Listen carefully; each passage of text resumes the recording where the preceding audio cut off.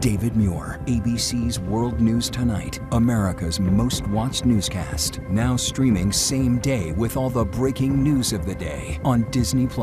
Most watched, most trusted. Now on Disney+ every night. Tonight, the investigation into the massive power outage that plunged a major city into darkness during what's expected to be a record-breaking holiday travel rush. And the rising tensions with Venezuela as the U.S. Coast Guard is in active pursuit of a third vessel off the Venezuelan coast. We do begin with that power outage in San Francisco. At one point, at least 30% of the city was in the dark, disrupting travel and leading to major traffic jams. Self-driving cars stopped in the middle of streets. The sights and sounds of Christmas darkened, and thousands are still without power tonight. What we're learning about the cause. It comes as millions of Americans are on the move, taking to the skies and roadways in what could be a record-breaking holiday travel rush. Also tonight, the heavy rain and mountain snow targeting parts of the West. Millions facing a flood threat across California. Our weather team standing by, tracking it all. The U.S. is in active pursuit of another vessel off the Venezuelan coast, the third in the last 10 days. The White House ramping up pressure on President Nicolas Maduro's regime and how Maduro is responding tonight. New questions over the redactions in the Jeffrey Epstein files released on Friday. Some victims and Democrats taking issue with those redactions. Among those documents, the 1996 FBI complaint, which may be the first time Epstein was ever reported to federal law enforcement years before he was arrested. The shocking report from the Wall Street Journal. The debris from this SpaceX explosion reportedly endangered flights and hundreds of passengers. What SpaceX is now saying about those claims. A suspected shoplifter charged with attempted murder, the dramatic moment his gun jams and the takedown from the officer. The last-minute holiday shoppers racing to buy gifts, packing the stores along with the online buying frenzy with Christmas now just 4 days away. And could you be a billionaire by Christmas? The Powerball jackpot climbs to $1.6 billion ahead of Monday night's drawing. And what the CDC is saying about rising cases of the flu as infections reach nearly 5 million in the U.S. The thrilling upsets in the first round of the college football playoffs. And America Strong, the community delivering hope and help to Santa after a devastating fire. From ABC News World Headquarters in New York, this is World News Tonight. Good evening, and thanks so much for joining us on this Sunday. I'm Rachel Scott in for Lindsay Davis. We begin tonight with the investigation into that massive power outage in San Francisco during the busy holiday travel rush. The city put on pause with more than 130,000 homes and businesses going without power. Tonight, thousands are still in the dark. Self-driving cars stopping in the middle of traffic, movie theaters suddenly going dark. The disruptions could not come at a worse time. The West already bracing for rain and snow and scenes like this one in Utah. Across the country, millions of Americans are taking to the roads and skies in what's expected to be record numbers. Our weather team is standing by with the forecast. But first, we do begin with ABC's Melissa Adan leading us off from LAX. Tonight, on the first official day of winter, as the West Coast prepares for major storms across the region, travelers from across the country gear up for a record-breaking week of holiday travel, as AAA is projecting more than 122 million travelers for Christmas through New Year's. Weather alerts and power outages adding to the travel rush. In San Francisco, crews working to restore power following a citywide outage on Saturday, impacting more than 130,000 homes and businesses, leading to street closures, public transportation disruptions, and business closures during the busy holiday shopping season. Authorities are still investigating the cause of the outage. The TSA anticipates screening more than 43 million passengers between December 19th and January 4th.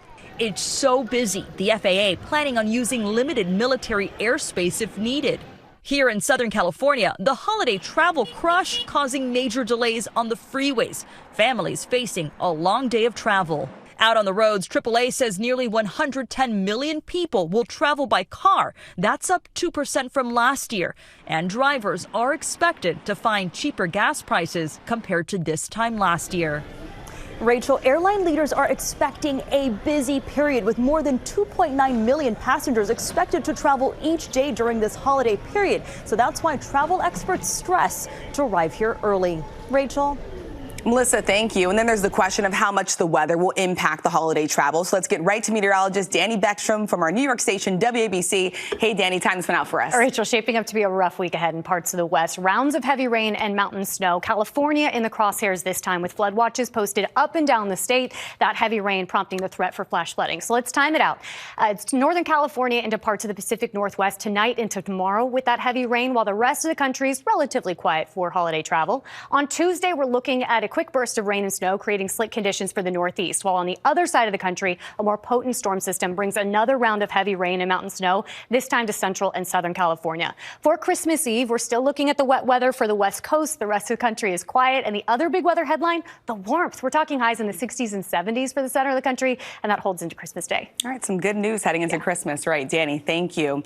Now to the showdown in the Caribbean Sea. The U.S. Coast Guard is pursuing a third tanker off the Venezuelan coast. It's the third in the last 10 days. Tonight, Venezuela is pushing back, calling the seizures, quote, theft and hijacking. Here's ABC senior White House correspondent Selina Wang. Tonight, rising tensions with Venezuela as the U.S. is in active pursuit of a sanctioned dark fleet vessel fleeing the Caribbean. A U.S. official tells ABC News the Coast Guard is attempting to intercept a vessel that's part of Venezuela's, quote, illegal sanctions evasion. The official says the ship is, quote, flying a false flag and under a judicial seizure order. This comes after Saturday's seizure of an oil tanker off the coast of Venezuela, carried out by an elite Coast Guard tactical team. The same type of unit used just 10 days earlier when American forces rappelled from helicopters onto another oil tanker's deck to take control of the ship. Tonight, Venezuela firing back, calling the seizures theft and hijacking. I consider it a provocation and a prelude to war, and I hope we don't go to war with Venezuela. Last week, President Trump threatened to impose what he called a total and complete blockade of all sanctioned oil tankers traveling to and from Venezuela, a move that could devastate the Venezuelan economy. Oil exports, the lifeblood of President Nicolas Maduro's regime. All of this as the U.S. amasses the largest military presence in the Caribbean in decades. The Pentagon also striking 28 alleged drug boats in the Caribbean and Eastern Pacific, killing at least 100 people, without providing any public evidence or identifying those killed. The administration insisting its pressure campaign is about targeting drug traffickers and sanctioned oil, but some Republicans openly calling for regime change. I am all in the camp for regime change. And President Trump has been warning for weeks now that land strikes targeting drug traffickers inside Venezuela could be coming soon, saying this week that he's not ruling out war. So lawmakers are now pressing the administration for clarity, asking what the real end game is here. Is it about oil, drugs, or regime change? Rachel? Those questions coming from both sides of the aisle. All right, Selina Wang traveling with the president tonight in Florida. Selina, thank you. Next tonight, new questions over the redactions in the newly released Jeffrey Epstein files. Some victims and lawmakers are taking issue with those redactions. And tonight, the Department of Justice is responding. Here's ABC's Olivia Rubin. Tonight, growing outrage over the Department of Justice's partial release of its files on notorious sex offender Jeffrey Epstein calls for answers coming from across the aisle. This initial document release is inadequate. It falls short of what the law requires. The quickest way, and I think most expeditious way to get justice for these victims is to bring inherent contempt against Pam Bondi. Congress passing a law last month requiring the Justice Department to release all of its records on Epstein by Friday. Redactions permitted to protect the identity of victims, safeguard ongoing investigations, or shield images of abuse. Trump signing the bill under pressure from within his own party. But sources telling ABC the DOJ released less than half of those records by the deadline, many of them heavily redacted. This image showing the inside of Epstein's home, photos of Donald Trump contained inside an open drawer, initially released, then removed, then reposted. Democrats on Capitol Hill crying foul, asking what else is being covered up. But the Justice Department firing back. There were a number of photographs that were pulled down after being released on Friday. That's because a judge in New York has ordered us to listen to any victim or victim rights group if they have any concerns about the material that we're putting up. It has nothing to do with President Trump. Among the newly released documents, a significant revelation. This never-before-seen 1996 FBI complaint, believed to be the first time Epstein was ever reported to federal law enforcement. Epstein accuser Maria Farmer says she filed that complaint 3 decades ago, alerting authorities Epstein, quote, stole photos she had taken of her 12 and 16-year-old sisters, threatening to, quote, burn down her house if she told anyone. But Epstein would not be investigated for another decade. Tonight, Farmer telling ABC she finally feels, quote, redeemed. Years ago, she told us she believed others could have been saved from Epstein's abuses. If the FBI had listened to me in 1996, there would have been no more victims. And Rachel, the Deputy Attorney General Todd Blanche says the rest of those documents were delayed in part due to that tedious review process, but he says more should be released in the coming weeks. Rachel. We know you'll be following it, Olivia. Thank you. We turn now to a stunning report from the Wall Street Journal. Debris from a SpaceX explosion endangering 3 planes with hundreds of passengers on board. FAA documents reportedly revealing the explosion posed a greater threat than previously known. Tonight, SpaceX is pushing back. ABC's Morgan Norwood has the story. It was a SpaceX rocket launch that ended in a fireball. Whoa! And tonight, new FAA documents obtained by the Wall Street Journal reveal the chaotic moments that controllers scrambled to reroute planes amid concerns about potential debris. I need to keep all the aircraft clear of that area because of the debris. According to the Wall Street Journal, debris rained over the Caribbean for nearly 50 minutes, causing a JetBlue flight heading to Puerto Rico to enter a holding pattern. 2 other aircraft, a private jet, and an Iberia Airlines plane declaring fuel emergencies and making the call to travel through the temporary no-fly zone. All 3 landing safely with 450 people on board. Iberia Airlines telling the paper its plane flew through the area after all the actual debris had already fallen, and JetBlue saying they're confident its flight safely avoided the debris. The Journal also reporting SpaceX didn't immediately notify the FAA of the explosion through its required hotline. The FAA convening a safety review panel, but paused review in August, saying most recommendations were already being implemented. In a statement to ABC News, the FAA says it keeps everyone informed before, during, and after commercial space launches.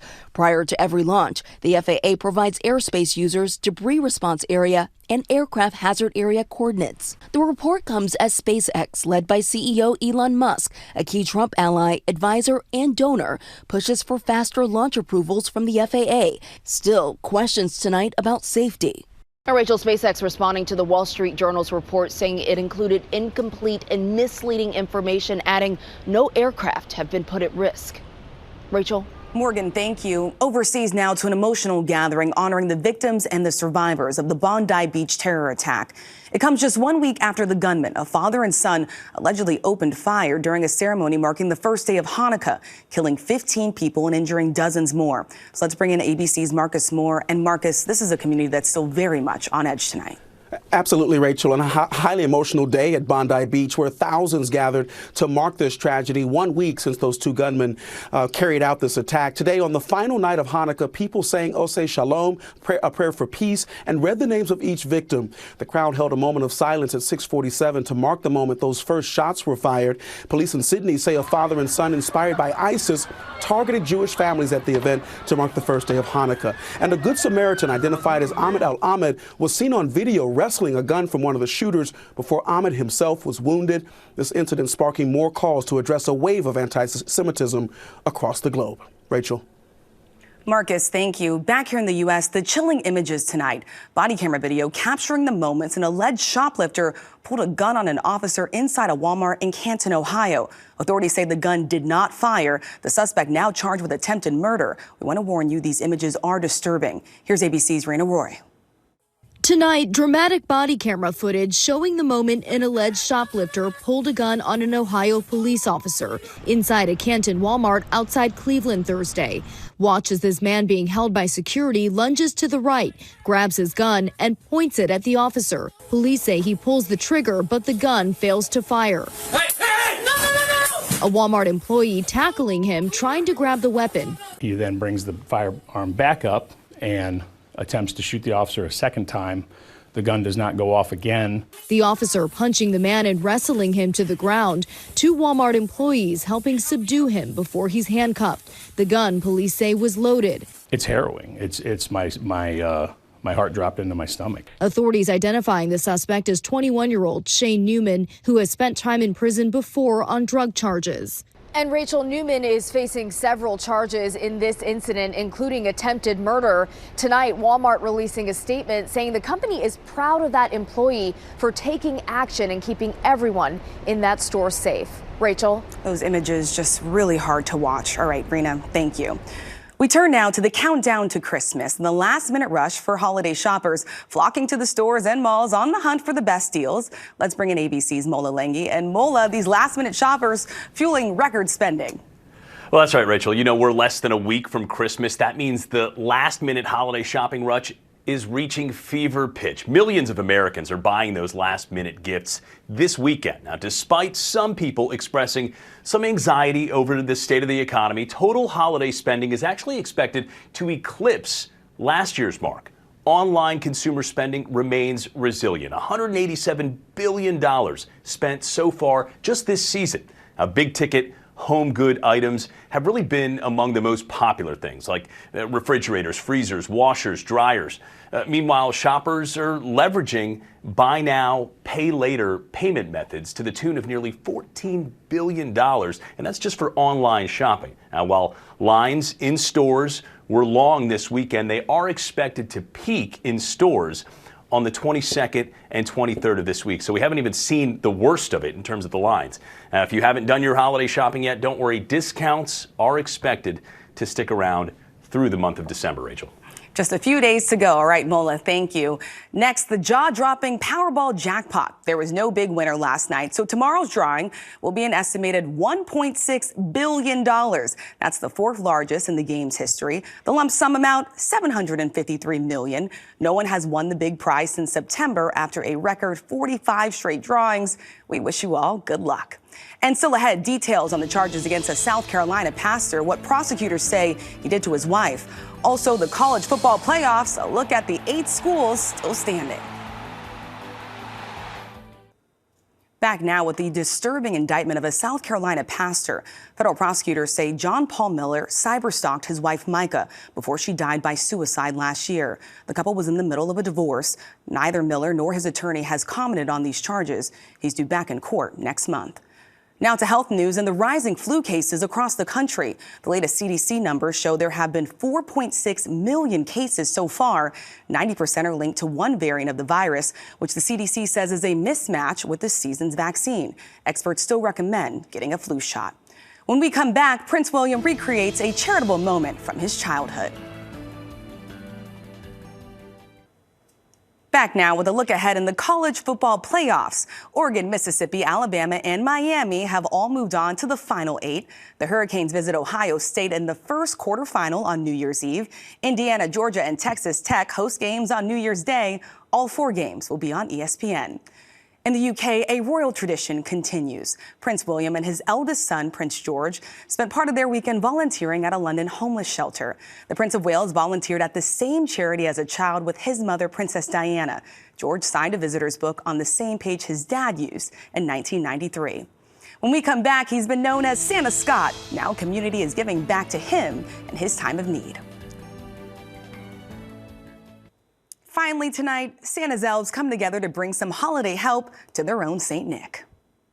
What do you want for Christmas? That's Scott Dethorne, better known this time of the year as Santa Scott. And what do you want, sweetheart? The beloved Santa has been bringing joy to families at the Fairless Hills Garden Center in Bucks County, Pennsylvania for more than 30 years. As long as the kids are happy, I'm happy. When a fire destroyed his home and everything in it nearly 2 months ago, he was determined to get back to work this holiday. We're getting by. We're actually in a rental house now. The community immediately swinging into action to help, donating food, clothes, and over $139,000. I don't think I deserved it all, but, you know, if it wasn't for them guys, I'd be farther in the hole than I am. And a special donation to help him maintain the tradition. new Santa suits. A Santa from Texas sent me his old stuff. I wish you the best with your whole house and everything that's going on. I wish you well, okay? Thank you. We've been coming here since we got together and got the dogs. So now we have a 7-year-old, a 5-year-old, and 8-month-old. And we come here every year for Christmas to see Santa Scott. Santa Scott still drawing those big crowds every day. Some days like out the door the whole time, yeah, for like 3 hours. And a community rallying around their favorite Santa to help keep the Christmas spirit alive. Keep it going. Seeing a smile on their face is all I care about. Thanks so much for watching. I'm Rachel Scott. Good night. David Muir, the most watched newscast in America. And now, ABC's World News Tonight has won the Emmy for Best Live News Program for the 3rd year in a row.